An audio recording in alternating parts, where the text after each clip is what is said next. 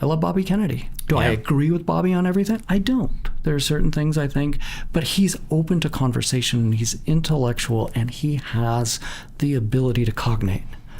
Yeah, he is. And so that's where I stand. I mean, I grew up conservative. I voted Republican. I voted Democrat in my lifetime. I voted both sides. I voted independent. I voted wherever the issue has been strongest. I served in the military. I went to the Air Force Academy a lifetime ago back in the 80s. I mean, I have a heartfelt passion for this country and the principles on which it was founded, the Constitution, etc. And again, you know, is Bobby the perfect person? No.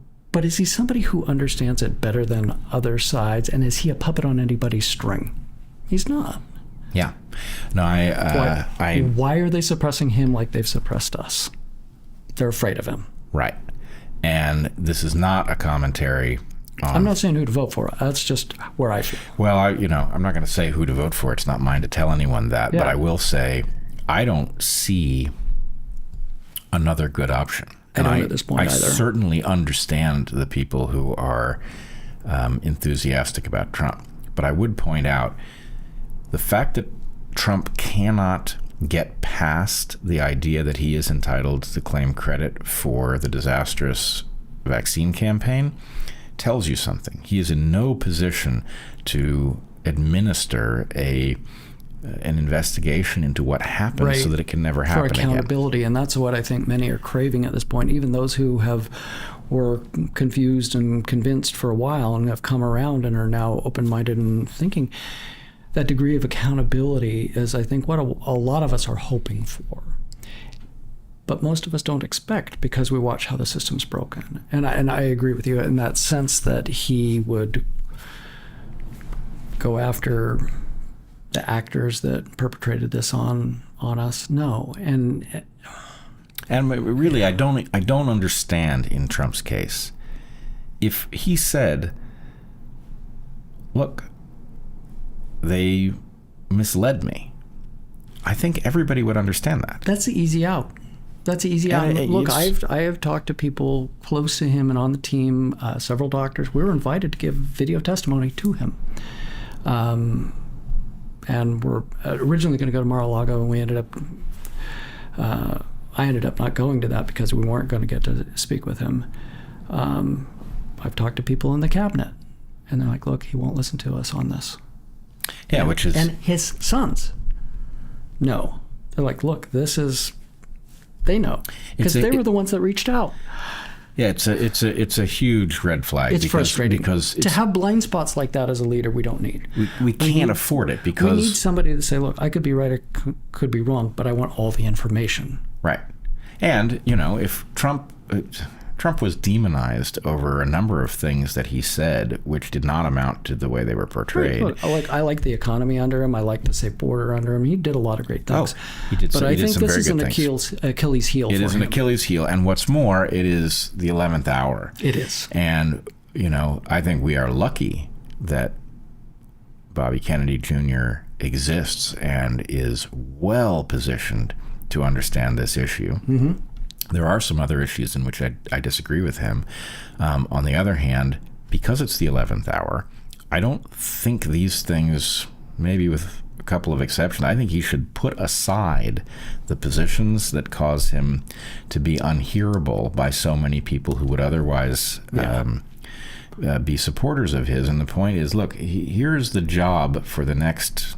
likely 8 years, right? We have to address certain things. One, we have to address what exactly happened during the so-called pandemic. Right.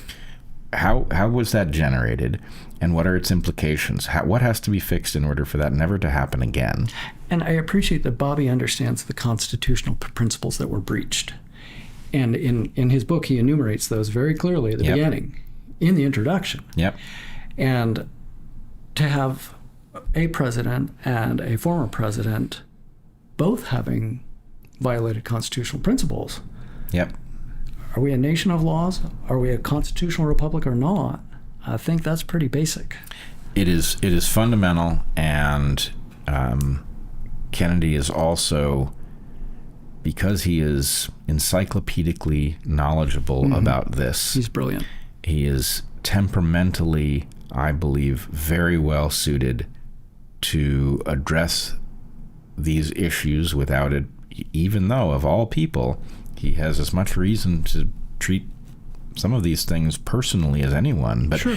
he's also, I think he's just a patriot through and through. That's what I like about him. And, you know, the idea that a patriot needs to step into that office and, you know, not be vindictive, but get to the bottom of what brought us here and make sure that we get back on the track. He put out a little 10-minute kind of, you know, the State of the Union happened.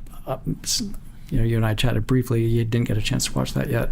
I watched it, was very upset with it. It was very angry. The Republican response was oddly dystopian. And then Bobby put out a little 9-minute State of the Union as a candidate running. Yep. And it was like, I don't care what party you're from, but you get that feeling, to your point, of there's a patriot. Yeah. There's someone who cares about this nation. Highly competent. Exceedingly competent. Absolutely. And a patriot, and undeniably courageous. Yep. So anyway, yes, I do hope. So there's politics for you, and we could talk religion next. Right. I'm kidding. I almost don't think it is politics. In fact, you know, it's the well-being of a nation. Yes, it is. It goes to, we are kind of on life support as a nation. Yep. Who would you call to be your doctor? The guy that doesn't remember who he is when he comes in the room. Right. The guy that thinks he's the best doctor on the planet, or the guy that says, I'm here to do my best and save you.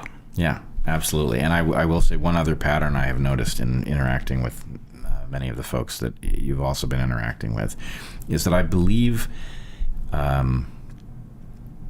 all adults aren't what I once thought they were.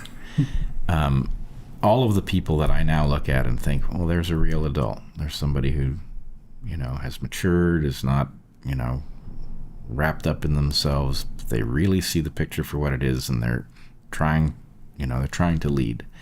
I think they all understand where we are in history, and they are, as a result, looking past their own ideological concerns. Right. Because it isn't that moment, right? Yeah. The difference in our ideologies is tiny compared to whether or not the ship is going to remain afloat for another day. I've said many a time, this is our 1776 moment. Yeah, I think it really is. It really is.